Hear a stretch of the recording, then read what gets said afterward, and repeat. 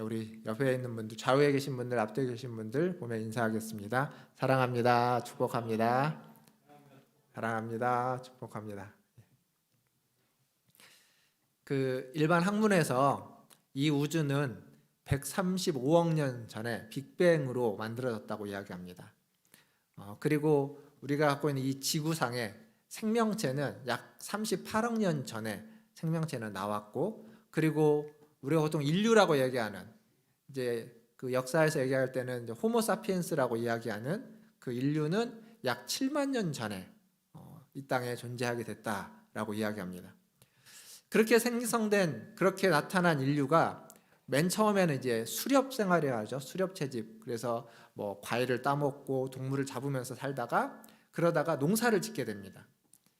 그래서 이 농업혁명이라는 말을 씁니다. 농업혁명. 그러니까 농사를 통해서 정착을 하게 되고, 그렇게 정착을 하자 이제 인류의 수가 늘어나게 됩니다. 그리고 한 500년 전쯤에는 보통 이제 과학혁명이라고 하는 걸 통해서 과학이 생겨나게 되고, 그리고 그것으로 말미암아서 굉장한 변화들이 일어나죠. 지금 우리가 겪고 있는 이런 모든 변화는 그 과학혁명에 기반을 두고 있습니다. 그래서 무슨 정보화 사회, 지금은 AI라는 또 새로운 시대를 이야기하는 건 다 거기에서 시작되었고, 어쩌면 지금 우리는 그 모든 역사가 가지고 있었던, 누적되어 왔던 인류의 어떤 문명의 유산, 문명의 어떤 가치들을 누리고 있는, 그것을 향유하고 있는 삶을 살아가고 있다고 이야기할 수 있습니다.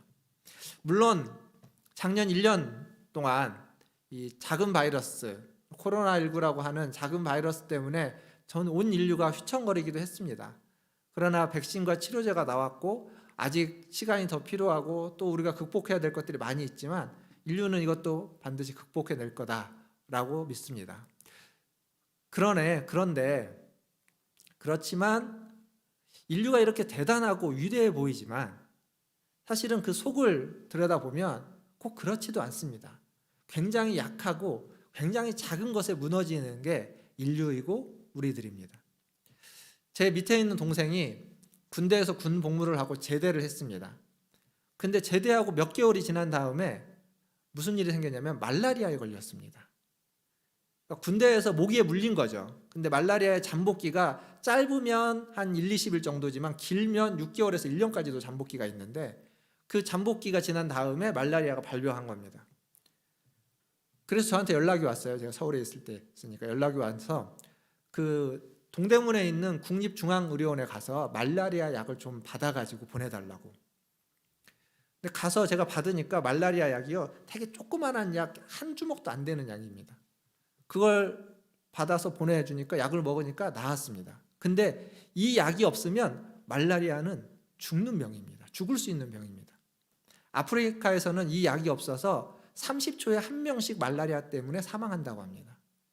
그리고 매년 말라리아에 걸리는, 전 세계에 걸리는 사람이 5억 명이 넘는다고 합니다. 그 중에 약이 있는 사람은 별것 아닙니다. 많지도 않습니다. 그 약을 먹으면 거의 대부분 사는데, 그게 없으면 죽는 병. 작은 모기입니다. 모기에 물렸는데 그렇게 되는 겁니다. 그렇게 우리는 되게 약한 존재입니다. 역사적으로 보면 그 알렉산더 대왕이라고 하는 대제국을 일으켰던 알렉산더 대왕이 이 모기에 물려서 말라리아 때문에 죽었다라는 기록도 있습니다. 물론 이제 독초 때문에 죽었다라는 기록도 있어요. 두 개가 어떤 게 맞는지는 모르겠지만 독초가 되었던 말라리아가 되었던 둘 다 작은 겁니다. 별것 아닌 거예요. 근데 그것 때문에 그 대제국을 일으켰던 대왕도 죽고, 인류의 문명을 그렇게 찬란하게 꽃피웠던 우리는 그냥 쉽게 죽을 수 있는, 그렇게 연약한 존재, 그게 바로 우리들입니다. 외적인 것도 그렇지만 내적으로도 마찬가지입니다. 겉으로는 세 보이는 사람이 사실은 굉장히 속으로는 약한 사람들이 있습니다. 그 약함을 감추기 위해서 겉으로는 세게 표현하고 과격하게 말하고 뭔가 그렇지 않은 사람처럼 행동하죠. 반대로 겉으로는 굉장히 유약해 보이지만 속이 단단한 사람, 속이 강한 사람이 있습니다. 그런 사람들 생각해 보시죠. 나는 어떤 사람인가? 나는 겉으로는 센데 속은 약한 사람인가? 아니면 겉도 세고 속도 센 사람인가? 반대도 있겠죠. 이런 생각을 가지고 우리가 오늘 말씀을 보면, 우리가 읽었던 로마서 8장 26절에 우리의 연약함이라는 부분에 우리의 시선이 머물 수밖에 없습니다. 방금 우리가 예배 전에 불렀던 찬양 중에 주여 우린 연약합니다. 우린 오늘을 힘겨워합니다. 우린 연약합니다. 이게 그냥 입에 발린 이야기가 아니라 정말 우리는 그만큼 연약하고 매일매일 살아가는 것을 힘겨워하고 또 실수도 하고 또 넘어지고 그렇게 살아가고 있는 게 우리의 모습입니다. 매일매일 벅차죠. 매일매일 힘듭니다. 그래서 우리는 성령의 도우심이 필요합니다. 성령님이 없어도, 성령님이 나를 도와주지 않아도, 하나님의 도우심이 없어도 살아갈 수 있다라고 생각하는 사람은 잘 모르는 겁니다. 자기가 어떤 사람인지, 우리가 어떤 존재인지, 얼마나 연약하고 얼마나 약하고 얼마나 부족한 자인지 모르는 거죠. 신앙생활은 그걸 아는 데서 시작하는 겁니다. 신앙생활은 거기에서 시작하는 겁니다. 로마서 5장 6절을 보면 우리가 연약할 때 하나님이 우리를 위해서, 그리스도께서 우리를 위해서 죽으셨다라고 이야기하고 있습니다. 연약할 때. 사실 우리는 우리가 약한 것을 드러내고 싶지 않습니다. 왜냐하면 약하다고 드러내면 막 사람들이 벌떼처럼 달라들어서 내 약점을 가지고 나를 공격할 것 같고, 내가 뭔가 뒤처지는 것 같고, 또 비참해지는 것 같고 불안하고, 그러니까 약한 것을 자꾸 감추려고 하는 게 어쩌면 우리의 인지상정이고 우리의 모습이지 않을까 싶습니다. 근데 이 약함을 드러내는 게 사실은 가장 강한 거라는 사실을 우리는 알아야 됩니다. 약함을 드러낼 수 있는 것만큼 강한 게 없습니다. 힘을 가진 사람, 강한 사람은 자신의 힘과 강함을 드러냅니다. 그리고 그 힘과 강함이 사라질 때, 그 약해질 때, 빠졌을 때를 두려워해서 어떻게든지 그런 상황을 모면하고 혹은 그것을 메이크업해 나가려고 하겠죠. 괜히 더 센 척합니다. 하지만 사랑하는 성도 여러분, 그럴 필요 없을 것 같습니다. 하나님은 우리의 약함을 다 아신다라고 이야기하고 있습니다. 우리가 얼마나 연약한지, 우리가 얼마나 도움이 필요한 존재인지 하나님은 다 아신다는 거죠. 우리는 약함을 숨기고 싶어하고, 약함을 숨기지 않는다면 이 약함을 제거해버리고 그 약함을 강함으로 채우고 싶어합니다. 그래서 기도할 때 하나님 앞에 어떤 문제가 있고 어떤 어려움이 있고 어떤 약함이 있으면 하나님 이 약함을, 이 문제를 해결해 주시고 이 약함을 제거해 달라고 그렇게 기도하죠. 그게 우리의 기도입니다. 오늘 우리가 읽고 있는 이 로마서를 쓴 바울도 그렇게 기도했습니다. 고린도서 12장 8절에 보면 바울의 기도가 그에게 육체의 가시가 있는데 그 육체의 가시를 제거해 달라고 자기가 하나님 앞에 3번이나 기도했다라고 이야기합니다. 그런데 12장 9절에 보면 그 기도에 하나님이 응답하시는데 뭐라고 응답하시냐면 내 은혜가 내게 족하다라고 응답하십니다. 지금 가시를 제거해 달라고 했는데 가시를 제거해 주지는 않고 하나님이 족하다라고 이야기합니다. 그렇다고 족해질까요? 가시가 빼져야 족해지지 않겠습니까? 가시가 제거돼야만 족해질 텐데 하나님은 가시는 빼주지 않고 족하다고, 은혜가, 내가 너에게 준 은혜가 너에게 이미 충분하고 이미 넘친다고 이야기하는 겁니다. 아니, 내가 아니라는데 하나님은 그렇게 얘기하시는 겁니다. 왜 그럴까요? 방금 자막에 있었던, 화면에 있었던 말씀을 다시 한번 보겠습니다. 고린도후서 12장 9절 보면 그만한 이유가 있습니다. 제가 읽어보겠습니다. 나에게 이르시기를 내 은혜가 내게 족하도다. 이는 내 능력이 약한 데서 온전하여 짐이라 하신지라. 그러므로 도리어 크게 기뻐함으로 나의 여러 약한 것들에 대하여 자랑하리니 이는 그리스도의 능력이 내게 머물게 하려 함이라. 이게 무슨 얘기냐면 이 말이 우리가 어떤 약함에 대하는 방식과, 그러니까 바울이 약함에 대하는 방식과 하나님의 어떤 우리의 연약함에 대하는 방식이 다른 겁니다. 접근법이 다릅니다. 바울이나 우리는 그 약함이 제거되기를, 약함이 사라지기를, 약함이 극복되어서 강해지기를 기도하고 원했는데 하나님은 아니라는 겁니다.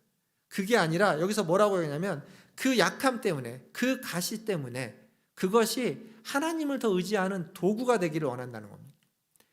그 약함이 너에게 은혜를 주는 도구가 되고 길이 되고 약하기 때문에 하나님을 더 바라보게 된다, 바라봐야만 한다라고 말해주고 있는 겁니다. 그리스도 안에 머물기 위해서, 그리스도의 능력이 우리 가운데 머물기 위해서 우리에게 꼭 필요한 게 있는데 그게 우리의 약함, 연약함이라는 겁니다. 연약함이 없으면, 내가 강하고 능력만 있으면, 내가 흠없이 온전하면 우리는 하나님을 의지하지 않을 거라는 겁니다. 그리스도 안에 우리는 머물지 않을 거라는 겁니다. 내게 능력이 있기 때문에 내 능력으로 그것을 행하지 그리스도의 능력을 사모하고 그 능력 안에 머물지 않을 거라는 겁니다. 그래서 그 약함이 너에게 족하다라고 하는 겁니다. 내 은혜가 내게 족하다라고. 약함만이 아닙니다. 우리가 가지고 있는 어떤 불안함, 두려움, 혹은 불평과 불만, 어떤 문제에 대한, 일에 대한 문제의식, 이 모든 것도 마찬가지입니다. 그것이 없으면, 그것이 없는 세상, 없는 환경, 없는 마음이면 좋을 거다라고 생각하지만 하나님은 아니라는 겁니다. 그게 있음으로써 네가 하나님을 더 의지할 것이고, 그게 있음으로써 우리는 하나님을 더 찾을 거다. 그래서 그게 너에게 족하다라고 이야기하는 겁니다. 제가 부목사로 사역했던, 오래전에 사역했던 교회 보면 그 찬양팀이 있는데, 찬양팀은 주로 청년들이 했습니다. 찬양 인도했던 친구가, 그때 찬양 인도를 주로 했던 친구가 21살, 2살 뭐 이 정도 되는 친구가 주로 찬양 인도를 했습니다. 근데 굉장히 그 청년들이 열정이 있고 열심히 있고 충성스러웠습니다. 예배 때, 금요일 날 빠지지 않고 오후 예배 때 찬양 인도를 했습니다. 근데 이제 너무나 열정이 좋다 보니까 그 곡을 선곡하는데 항상 신곡들을, 잘 모르는 곡들을 가지고 옵니다. 저도 잘 모르는 곡들이 종종 있었습니다. 이제 그러면 생기는 어려움들이 있죠. 따라 부르기가 참 힘듭니다. 참 어렵고 힘들죠. 그래서 한 번은 이제 우리 장년들이, 아니 왜 꼭 그런 곡을 해야 되냐, 그냥 찬송가 하면 안 되냐, 이런 말씀을 하셨습니다. 그래서 어떻게 된지 아십니까? 그 장년들이요, 찬양팀을 만들 수는 없었습니다. 만들지는 못하고 찬양 인도를 장로님이 하셨습니다. 장로님이 찬양 인도를 하셨는데, 근데 그 장로님이 찬양 인도를 하다가 뭐라고 하시냐면, 자기도 이제 그런 얘기를 알고 했으니까 찬송가만 하려고 했는데 하다 보니까 그게 안 되더랍니다. 왜 안 되냐면, 찬양은 곡조가 붙은 기도입니다. 곡조가 붙은 기도죠. 하나님이 들으시는 거고 하나님께 드리는 겁니다. 근데 기도하면서 찬양곡을 준비하다 보니까 하나님 우리에게 원하시고 하나님이 듣고 싶어하는 곡들이 있는데, 그게 찬송가에만 있지 않고 그게 우리가 보통 복음성가라고 하는 CCM에도 있어서 그 곡을 선택할 수밖에 없다고, 선곡할 수밖에 없었다고.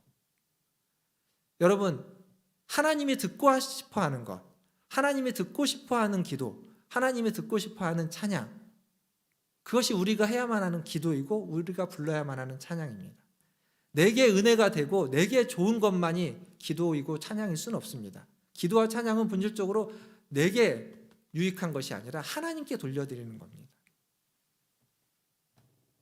하나님이 기뻐하는 것이 무엇인지를 찾아가다 보면 우리의 찬양은, 우리의 기도는 그 폭을 넓힐 수밖에 없습니다.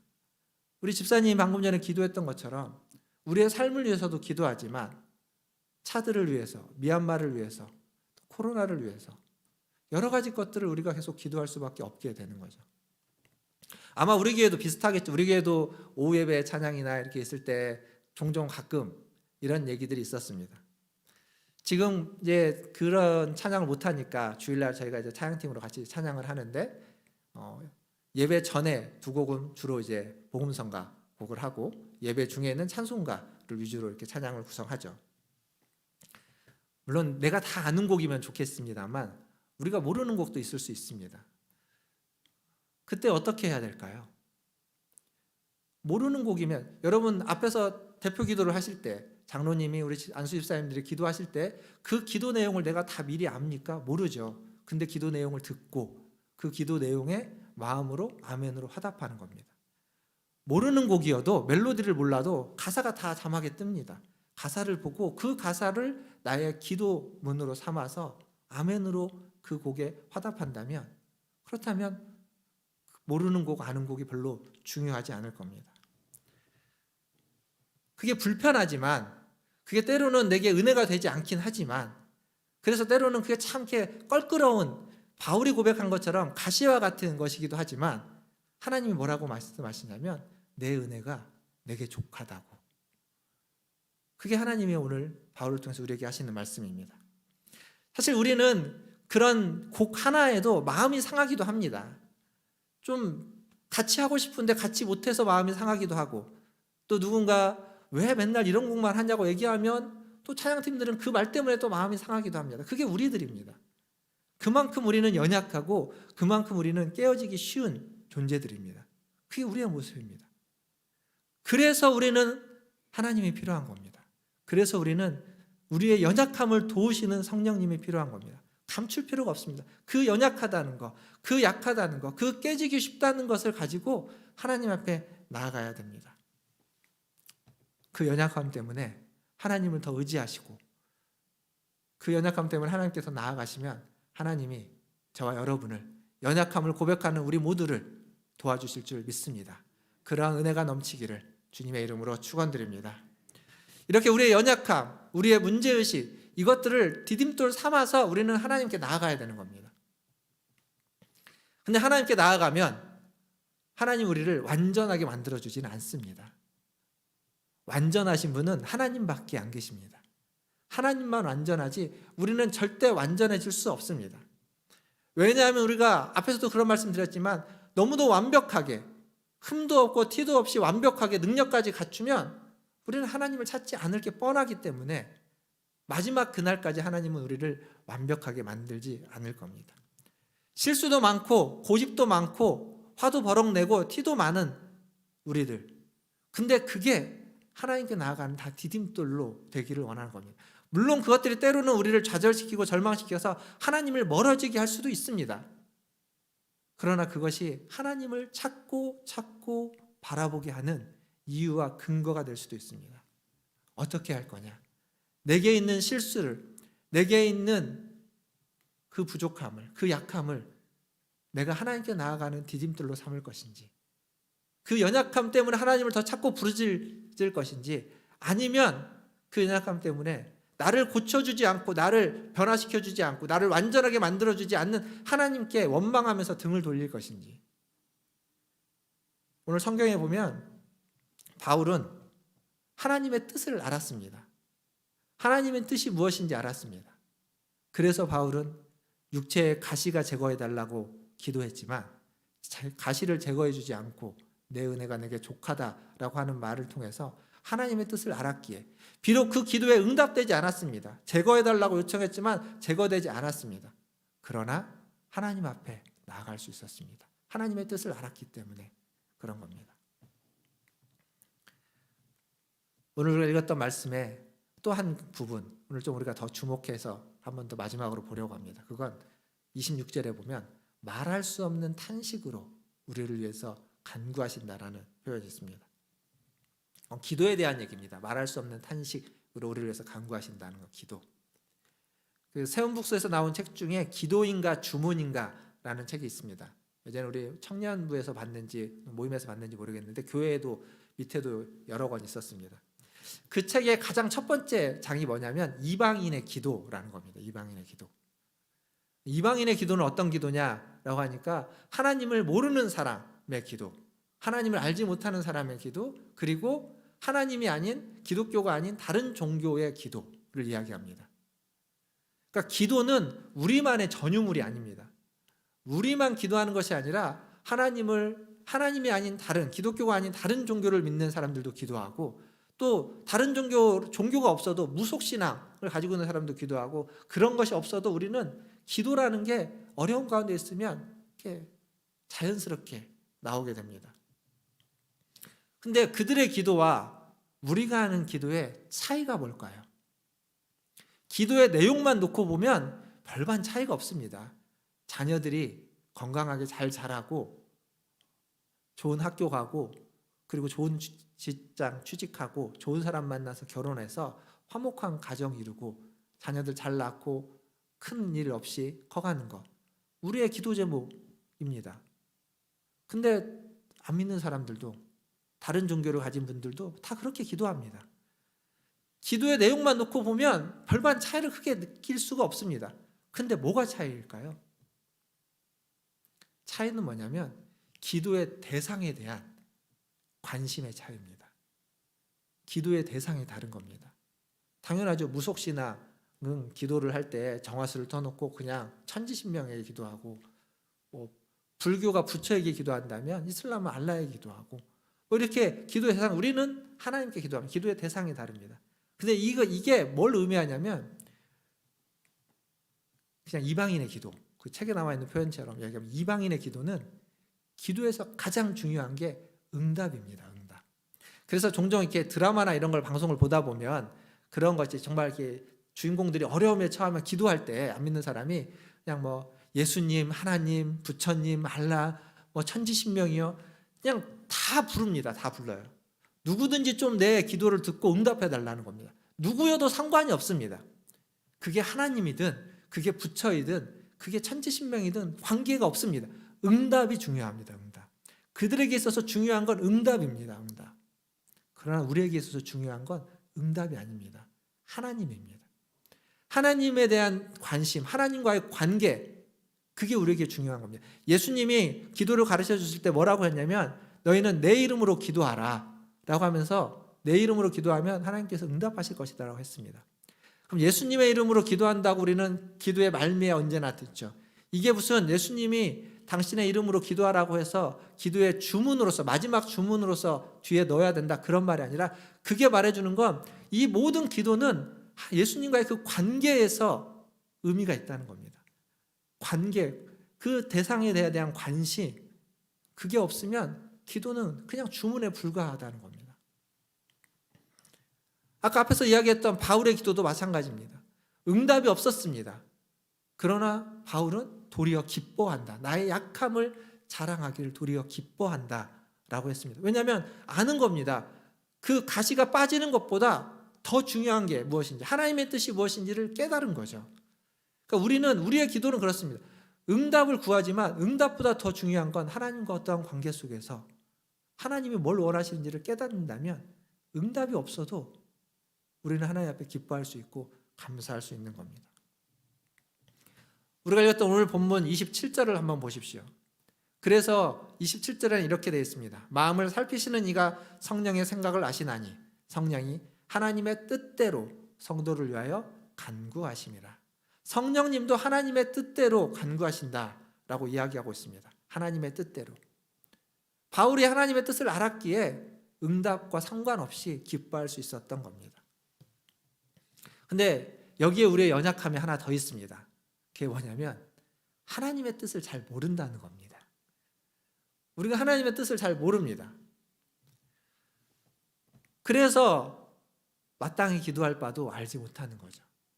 하나님의 뜻을 알면 좋겠는데 하나님의 뜻을 잘 모르기 때문에, 성령님도 그것을 알기 때문에 말할 수 없는 탄식으로 우리를 위해서 기도한다라고 이야기하고 있습니다. 이 말할 수 없는 탄식, 이 말할 수 없는 탄식이라는 말이 가지고 있는 어떤 느낌이 있지 않습니까? 그리고 27절에 뭐라고 시작하냐면 마음을 살피시는 이가, 하나님이 우리의 마음을 살펴주신다라고 이야기하고 있습니다. 하나님이 말할 수 없는 탄식을 가지고 우리의 마음을 살피십니다. 우리의 연약함이 무엇인지를 알기에 우리가 그것을 말로 표현하지 않아도, 우리가 그것을 구체적으로 설명하지 않아도 그 마음을 살피셔서 알고 계시고 그 속에 있는 탄식까지도 다 헤아려 주시고 있다라고 말해주고 있는 겁니다. 우리가 꽁꽁꽁 숨겨둬도 하나님이 다 아신다라고 이야기하고 있죠. 그러면 하나 묻겠습니다. 하나님은 우리의 꽁꽁 숨겨둔 마음을 아시는데, 우리의 탄식을 아시는데 우리는 하나님의 마음을 얼마나 알고 있습니까? 하나님은 우리의 마음을 그렇게 알아주시는데 우리는 하나님의 마음을 얼마나 알고 있습니까? 오늘 설교 제목이 그거죠. 하나님의 마음을 아십니까? 이겁니다. 하나님의 마음을 아십니까?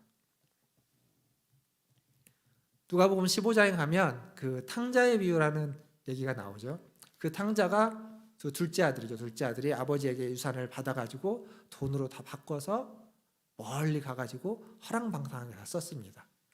그리고 그가 깨우치고 비로소 회개하고 아버지에게 죄를 지었다라고 돌아옵니다. 아버지가 그를 받아주죠. 여기에서 아버지가 그를 받아준 건 그가 회개했기 때문일까요? 아닙니다. 그 성경 말씀을 보면 아버지는 그 아들이 떠난 후부터 계속 문 밖에 나가서 그 멀리를 바라보면서 그 아들을 기다렸습니다. 그 아버지의 마음. 그 마음 때문에 그 둘째 아들은 돌아와서 다시 아버지의 아들이 될 수 있었습니다. 그는 아들을 원한 게 아닙니다. 그냥 종만 돼도 좋겠다라고 왔는데 다시 아버지의 아들로 온 건 그를 기다렸던 아버지의 마음 때문입니다. 회개 때문이 아니라 회개 이미 이전에 회개가 일어나기 훨씬 이전부터 아버지는 끊임없이 기다리고 있었습니다. 사랑하는 성도 여러분, 하나님의 뜻을 아는 것 중요합니다. 그러나 더 중요한 건 하나님의 마음을 아는 겁니다. 하나님의 마음을 알아야 하나님의 뜻을 오해하지 않습니다. 마음을 모르면 다른 사람의 이야기를 오해할 수 있습니다. 다른 사람 마음을 왜곡해서 들을 수도 있습니다. 근데 마음을 알면 그게 아무리 아픈 얘기여도 오해하지 않고 왜곡하지 않고 아파도 견디고 참을 수 있는 것, 그 마음을 알기 때문에 그렇습니다. 하나님의 마음과 우리의 마음이 서로 이어질 수 있기를. 예전에 고든 맥도날드인가요? 그분이 쓴 책 중에 마음과 마음이 이어질 때라는 책이 있습니다. 하나님의 마음과 우리의 마음이 이어질 수 있기를. 그래서 우리도 하나님의 마음을 알고 하나님의 마음이 우리를 아는 것처럼, 우리의 마음을 아시는 것처럼 우리도 하나님의 마음을 아시기를 주님의 이름으로 축원드립니다. 말씀을 맺겠습니다.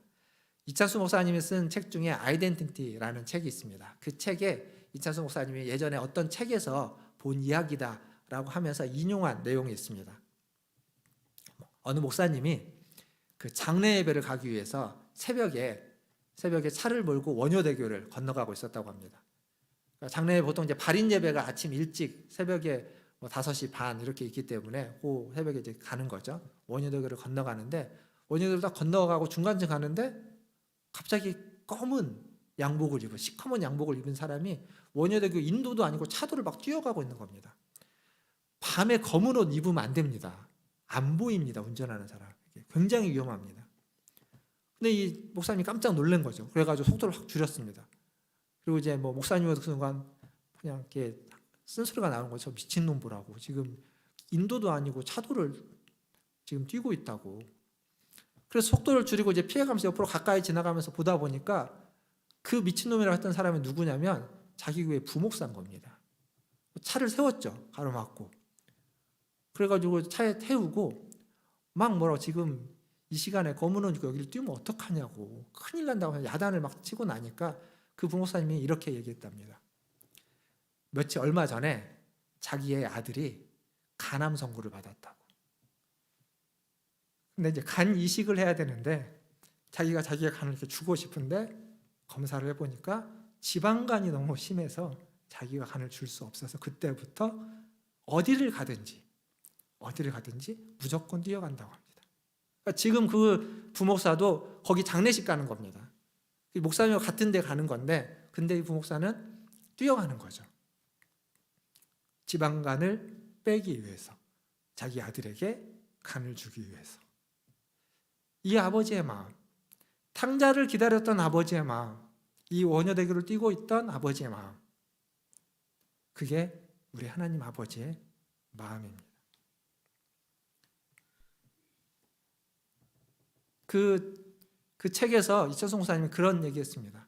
원효대교를 뛰고 있는 하나님의 마음, 그 마음을 아시냐고. 우리는 얼마나 알고 있을까요?